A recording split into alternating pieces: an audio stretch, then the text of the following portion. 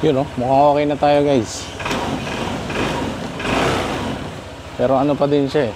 Makikita nyo, oh, nung binuksan ko, naka-red yung ito yung baterya. Hindi ko alam kung lobat yan or agat. Ayan, so tatanong na lang natin yun sa mga kilala. Ayan, so i-ride ko lang to saglit para mag-charge. Good morning mga lods. So ngayon gagawin natin, ayusin natin yung ADB. Titingnan natin kung anong sira. Hindi na gano eh, nag-i-start yung ADB 160 natin. Siyempre may dala akong upuan. Hindi, joke lang. Dala ko yung mga susi. Dali nyo yung emergency key nyo kasi yun yung kailangan natin para buksan to. Hindi kasi umiilaw guys. Hindi ko kasi nagagamit to talaga. Papakita ko sa inyo. Ayan, so ito ADB natin. Ganyan naman, ang dumi-dumi. So gagamitin natin yung emergency key para buksan to. Pero for now, nalagay ko muna siya sa mas madaling posisyon. Buti na lang, nalock siya. Namatay siya ng hindi nakalock yung manibela. Kasi ang lapit niya sa kotse.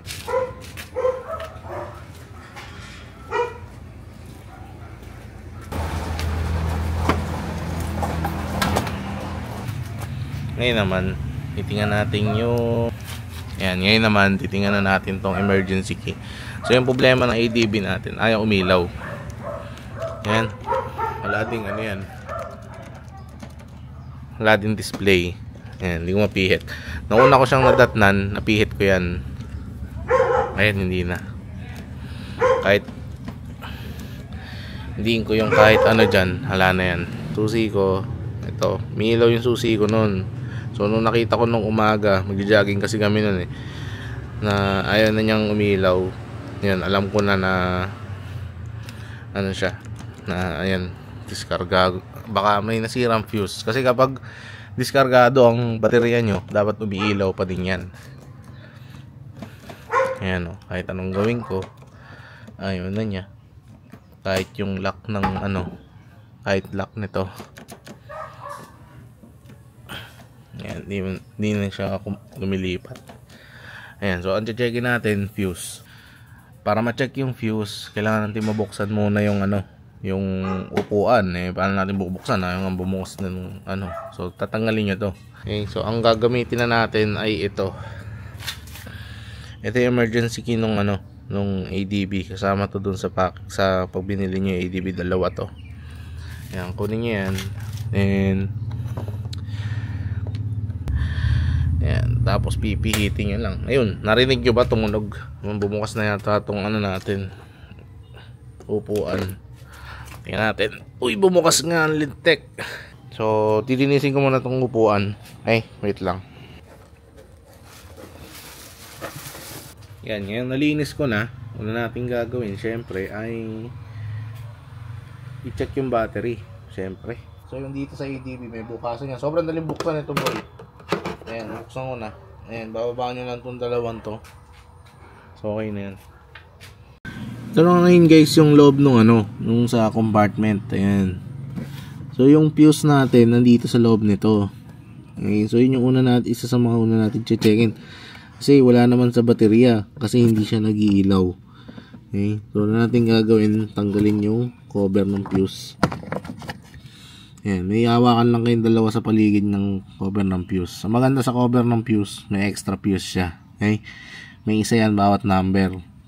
Ay, kulang na pala ako isa. Ginamit yata. Pero alam ko 5 din yan eh. Sana 5 din. Yung sira sa atin, 5 din. Alam ko yung sa panel gauge, 30. Yung isa ko napanood sa YouTube. Sana yun yung sira. Yung kulay puti na yun, fuse puller. Okay? Ayan. Nakita na natin yung mga fuse. Ayan. Okay, so ngayon, wala tayong tester. So, isa-isa ngayon itong huhugutin. Okay, unless, masa-search ko muna sa Google kung alin yung fuse ng start o nung ilaw nung ano, knob. Okay, so, ano muna, kunin ko muna to, din balikan ko kayo.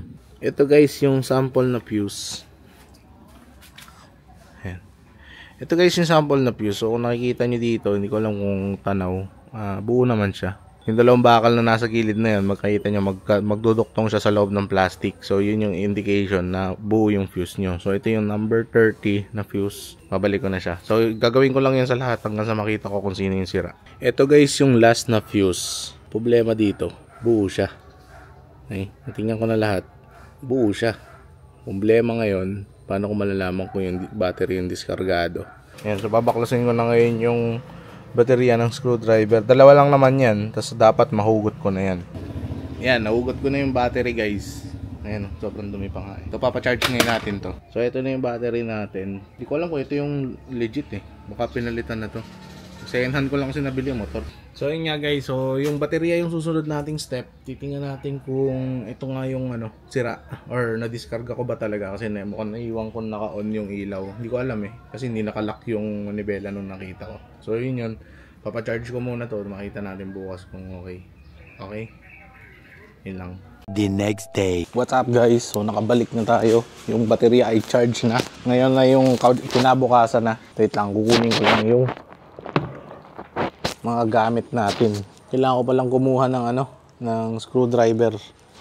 Sinoli ko pala. Pambihira. Teka lang. So nandito pala yung yung screwdriver. So kakabit na natin yung baterya. Yan, yung baterya natin. Mahirap video eh. Maya na lang ulit, kakabit ko lang. Nakikabit ko na guys yung yung baterya. Tapos kinuha ko yung susi. Tingnan nyo na lang pre. Ayan pinindot ko yung milaw na boy kagad. Itong susi, naka-green siya ngayon. Red ko muna. Tapos green. Yan. Tapos tingnan nyo ito Ayun yung baterya nakakabit na guys. Milaw na rin to. Yan. Ganun lang guys. Lobat lang. Yan. Lobat lang Okay na. Okay na. Okay na. Hanggang na lahat ng susi. Yan. Nag-on na rin to. Ito lang. Ito na medyo bobo pa ako gumamit tong camera. Yan. Ngayon, moment of truth. Moment of truth par. Bubuksan ko na. Teka lang. Pwesto lang ako sa maganda-gandang view Alright. Pero naka-red. Naka-red yung battery. Hindi ko alam kung bakit. So, mukhang yun ang kailangan natin dalhin sa kasa. Pero yun, so sabi sa akin nung nag-charge ng baterya, i-panda rin daw to ngayon, tapos mamaya ulit para mag-charge siguro. Patitingnan natin. Kasi te-take ko rin for a ride tong motor. Yun mukhang okay na tayo guys.